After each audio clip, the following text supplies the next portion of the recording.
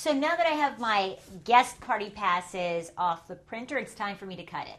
Now, if you are a Wonder Woman at the Fiskars or Wonder Man at the Fiskars, go ahead and use the straight edge Fisker guides, or you can use scissors like I do. I prefer scissors. Or you can also bring it to a copy shop and they can print it, they can actually cut it for you, which is even more simple. And what I have done is I made several copies, so I'm going to show you different ways of cutting it. There is this way. When you have a image that has a natural border because you have a white background, then you don't need to put the border here like I did.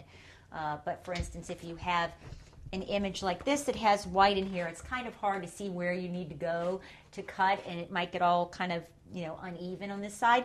So you might want to put a border on this type of one.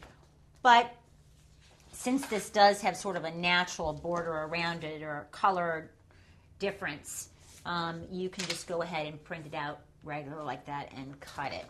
So we're going to cut these. I prefer this version. And when you are using borders, you don't want to have that black border in your luggage tag. So I cut on the inside of the party pass guest favor.